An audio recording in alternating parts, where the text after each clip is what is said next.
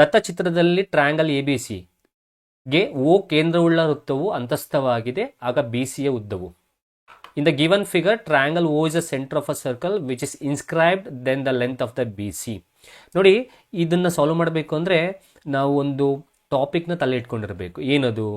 ಒಂದು ಸರ್ಕಲಲ್ಲಿ ನಾವು ಒಂದು ಸರ್ಕಲ್ನ ಒಂದು ಪಾಯಿಂಟಿಂದ ನಾವು ಒಂದು ಲೈನನ್ನು ಎಳೆದ್ರೆ ಇದನ್ನು ನಾವು ಸ್ಪರ್ಶಕ ಅಂತ ಕರಿತೀವಿ. ಏನಂತ ಕರಿತೀವಿ? ಸ್ಪರ್ಶಕ.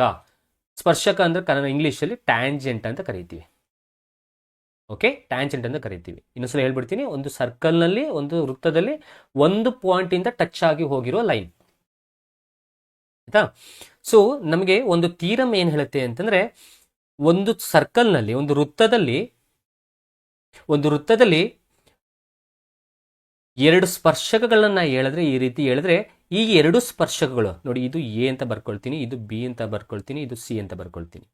ಒಂದು ವೃತ್ತದಲ್ಲಿ ಈ ರೀತಿ ನಾವು ಸ್ಪರ್ಶಕಗಳನ್ನ, ಟ್ಯಾಂಜೆಂಟ್ಸ್ಗಳನ್ನ ಹೇಳಿದ್ರೆ ಈ ಟ್ಯಾಂಜೆಂಟ್ಸ್ಗಳು ಈಕ್ವಲ್ ಇರುತ್ತೆ.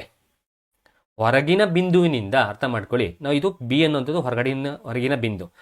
ಒಂದು ವೃತ್ತಕ್ಕೆ ಬಾಹ್ಯ ಬಿಂದುವಿನಿಂದ ಎಳೆದ ಸ್ಪರ್ಶಕಗಳು ಸಮ. ಇದು ಥೀರಮ್, ಇದು ಪ್ರಮೇಯ. The tangents drawn from the external point to a circle are equal. ಇಲ್ಲಿ ಟ್ಯಾಂಜೆಂಟ್ಸ್ ಯಾವ್ದು? ಇಲ್ಲಿ ಟ್ಯಾಂಜೆಂಟ್ಸ್ ಎ ಬಿ, ಇಲ್ಲಿ tangents A B equals to C B. ಓಕೆನಾ? ಸೊ ಈ ಕಾನ್ಸೆಪ್ಟ್ನ ಇಟ್ಕೊಂಡ್ರೆ ಸರ್ ಇಲ್ಲಿರೋ ಪ್ರಾಬ್ಲಮ್ಸ್ಗಳನ್ನ ನಾವು ಆರಾಮಾಗಿ ಮಾಡ್ಬೋದು ಸರ್.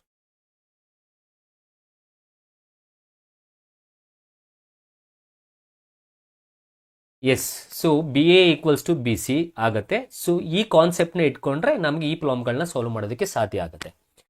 ಸೊ ಇಲ್ಲಿ ಇನ್ನೊಂದು ಪಾಯಿಂಟ್ನ ತಿಳ್ಕೊಳ್ಳಿ. ಇದರಲ್ಲಿ ಎ ಬಿ ಅನ್ನುವಂಥದ್ದು ಟ್ಯಾಂಜೆಂಟ್ ಸ್ಪರ್ಶಕ, ಬಿ ಸಿ ಅನ್ನುವಂಥದ್ದು ಟ್ಯಾಂಜೆಂಟು. ಸೊ ಈ ಪಾಯಿಂಟ್ ಇದೆಯಲ್ಲ, ಇದನ್ನು ನಾವು ಪಾಯಿಂಟ್ ಆಫ್ ಕಾಂಟ್ಯಾಕ್ಟ್ ಅಂತ ಕರಿತೀವಿ. ಆ ಸ್ಪರ್ಶಕಗೆ ಎಳೆದಿರುವ ಬಿಂದು ಸ್ಪರ್ಶಕ ಬಿಂದು ಅಂತ ನಾವು ಕರಿತೀವಿ. ಹಾಗಾದ್ರೆ ಎ ಬಿ ಟ್ಯಾಂಜೆಂಟು ಸ್ಪರ್ಶಕ, ಬಿ ಸಿ ಟ್ಯಾಂಜೆಂಟು ಸ್ಪರ್ಶಕ, ಎ ಸ್ಪರ್ಶಕ ಬಿಂದು, ಸಿ ಸ್ಪರ್ಶಕ ಬಿಂದು, ಪಾಯಿಂಟ್ ಆಫ್ ಕಾಂಟ್ಯಾಕ್ಟ್. ಓಕೆನಾ? ಸೊ ಈಗ ಇದನ್ನ ಇಟ್ಕೊಂಡು ಇದನ್ನು ಸಾಲ್ವ್ ಮಾಡೋಣ. ಹೇಗೆ ನೋಡಿ, ಇದು ಒಂದು ಸರ್ಕಲ್ ಆಯಿತು. ಈ ಸರ್ಕಲಲ್ಲಿ ನಮಗೆ ಎ ಪಿ ಅನ್ನುವಂಥದ್ದು ಒಂದು ಟ್ಯಾಂಜೆಂಟು. ಹೌದಾ? ಎ ಪಿ ಅನ್ನೋದು ಟ್ಯಾಂಜೆಂಟು. ಯಾಕೆಂದರೆ ಇದು ಎ ಹೊರಗಿನ ಬಿಂದುವಿನಿಂದ ಎಳೆದಿರುವಂಥದ್ದು. ಹಾಗಾದ್ರೆ ಎ ಪಿ ಟ್ಯಾಂಜೆಂಟು. ಈಗಾಗಲೇ ನನ್ನ ಥೀರಮ್ನ ಏನು ಹೇಳಿದೆ? ಹೊರಗಿನ ಬಿಂದುವಿನಿಂದ ಎಳೆದ ಸ್ಪರ್ಶಗಳು ಏನಾಗಿರುತ್ತೆ? ಸಮ ಇರುತ್ತೆ. ಹೌದಾ? ಹಾಗಾದರೆ ಇಲ್ಲಿ ಈ ಎ ಪಿ ಅನ್ನುವಂಥದ್ದು ಎ ಕ್ಯೂಗೆ ಸಮ ಇರುತ್ತಾ? ಓಕೆ. ಹಾಗೆ ಇಲ್ಲಿ ಪಿ ಬಿ ಅನ್ನುವಂಥದ್ದು ಬಿ ಆರ್ಗೆ ಸಮ ಇರುತ್ತಾ? ನೋಡಿ, ನಾನು ಬರ್ದ್ಬಿಡ್ತೀನಿ. ಎ ಪಿ ಅನ್ನುವಂಥದ್ದು ಯಾವುದಕ್ಕೆ ಸಮ ಇದೆ? ಪಿ ಕ್ಯೂಗೆ ಸಮ ಇದೆ. ಹಾಗೆ ಇಲ್ಲಿ ಪಿ ಬಿ ಅನ್ನುವಂಥದ್ದು ಯಾವುದಕ್ಕೆ ಸಮ ಇದೆ? ಬಿ ಆರ್ಗೆ ಸಮ ಇದೆ. ಓಕೆ. ಹಾಗೆ ಆರ್ ಸಿ ಅನ್ನುವಂಥದ್ದು ನೋಡಿ, ಇಲ್ಲಿ ಇದು ಒಂದು ಟ್ಯಾಂಜೆಂಟು ಹೊರಗೆ ಬಿಂದಿಂದ ಎಳೆದಿರೋದು. ಹಾಗಾದರೆ ಆರ್ ಸಿ ಅನ್ನುವಂಥದ್ದು ಸಿ ಕ್ಯೂಗೆ ಈಕ್ವಲ್. ಓಕೆ. ಸೊ ಈಗ ಇದನ್ನ ಇಟ್ಕೊಂಡು ನಾವು ಆರಾಮಾಗಿ ಫೈಂಡ್ ಔಟ್ ಮಾಡ್ಬೋದು. ಹಾಗಾದರೆ ಪಿ ಬಿ ಅನ್ನುವಂಥದ್ದು ಬಿ ಆರ್ಗೆ ಈಕ್ವಲ್ ಇದ್ದರೆ, ಓಕೆ, 10 ಸೆಂಟಿಮೀಟರ್ ಅಂತ ಕಳಿಸಿದ್ದೀರಾ, ಕರೆಕ್ಟ್. ಸೊ ಹಾಗಾದರೆ ಪಿ ಬಿ ಅನ್ನುವಂಥದ್ದು 4 ಇದ್ದರೆ, ಹಾಗಾದ್ರೆ ಇಲ್ಲಿಂದ ಇಲ್ಲಿಗೂ ಎಷ್ಟಿರಲೇಬೇಕು? 4 ಇರಬೇಕು. ಓಕೆ. ಈಗ ಇಲ್ಲಿ ಬನ್ನಿ, ಎ ಪಿ ಅನ್ನುವಂಥದ್ದು 3 ಇದ್ದರೆ ಎ ಕ್ಯೂ ಅನ್ನುವಂಥದ್ದು ಎಷ್ಟಿರಲೇಬೇಕು? 3 ಇರಬೇಕು. ಆದರೆ ಎ ಸಿ ಟೋಟಲ್, ಒಂದು ನಿಮಿಷ ಇದನ್ನು ರಬ್ ಮಾಡ್ತೀನಿ. ಓಕೆ, ಈಗ ನೋಡಿ. ಸೊ ಹಾಗಾದರೆ ಇಲ್ಲಿ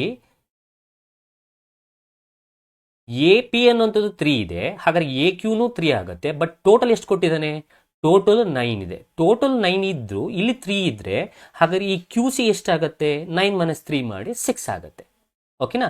ಹಾಗಾದರೆ ಇಲ್ಲಿ ಕ್ಯೂ ಸಿ ಎಷ್ಟು ಬಂದಂಗಾಯಿತು? Q C 6 ಬಂದಂಗಾಯಿತು.